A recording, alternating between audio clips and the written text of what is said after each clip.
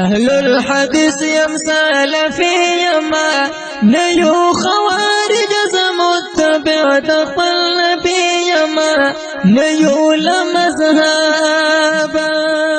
أهل الحديث يمثال في يما نيو څومره غټ غم دی د مخکې ورځو کې د اردن یو عالمو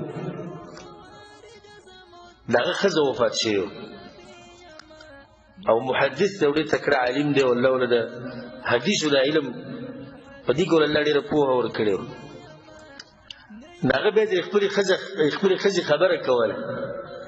وایي زما ښځه و تاسو ته څه پته وي زما ښځه څوک وه وایي هغه داسې ښځه وه چې ما چې ورسره کله واده وکړو نو په دې ټول وخت کې چې تقریبا ما وایي د هغې سره 40 کاله یو ځای تېر کړي وو زموږ بچي نه وو شوي او یو زوی الله را کړی و هغه بیا مړ شو خو ما د دې ښځې د لاسه دې سره صبر کوه نو دغه ښځه عالمه وه اولنی صفت پکې څه و عالمه وه دویم صفت په هغې کې دا و چې دعوت به یې کوو نو په کور کې به ما سره ډېر وخت ووم نه کله به په یو ځای کې کله بل ځای کې ما به د ټلیفون وکړو هلته وایي زه دلته څه زنانې دي هغو ته نصیحت کوم بیا درځم او بار به وي ما ته دا وایي چې ستا په حق کې موږ کمی کوو وایي ما ورته وایي چې نه هېڅ کمی نه دا دعوت چې ته کوې دا زما په کار دی او وایي پیسې به جمع کولې څه به یې زمان اخېستې او په هغې باندې به یې د ښځو له بورقې اخېستې نو چې څوک به خوا نه راتله نو په هغې کې به ورله هدیه ورکوله دا د هغې ټول عمر کار بل صفت په هغې کې دا و چې قرآن ورته ټول زباني یادو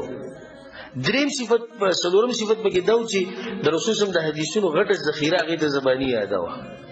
او د ټول نه اوچت صفت دا و چې ما سره دا خبره کړې وه او لازم کړې وه چې ما او تا به هره شپه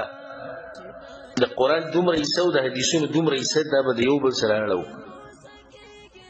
که موږ بیماران یو که موږ هر څه خو دا به کوو نو زموږ دغه ترتیب روان و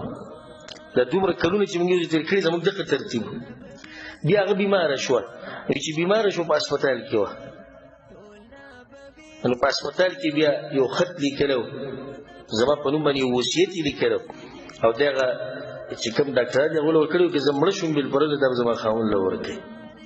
نو بیا هغه سبحان الله د هغه بیمارۍ نه راپانسېده او مړه شو نو ډاکټرانو ماله هغه وصیت راکړو چې ستا ښځې تا ته لیکلی نو په هغې کې اول سلام لیکلی بیا ویلي چې دغه د ټولې دنیا دغه حل دی او خلک ټول ځي او په ما باندې نن دا ورځ راغله چې زه لاړم د دنیا نه امید زما د الله نه ښه دی چې تا سره به زه ملاقات کوم په جنت کې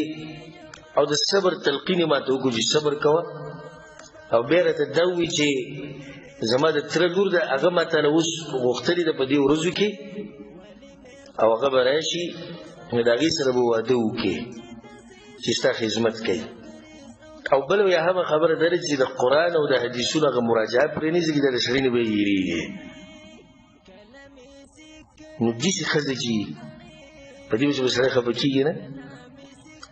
بیا وی پلار ما سره میلاو شو دی زما د ښځې پلار یې زما سخر وایي ما ته وایي چې زما لور ما ته وصیت لیکلی وایي ما ورته چې څه وصیت لیکلی وایي وصیت کې ډېرې خبرې لیکلي یوه دا لیکلې وه چې ما ستا رویره د دې خپل خاوند دپاره غوښتلې ده خو دې غریب د پیسې ورسره نشته دا واده به ورته وکړي نو دغه پیسې او دغه مرسته به زه تا سره وکړم په داسې ښځه به سړی خفه کېږي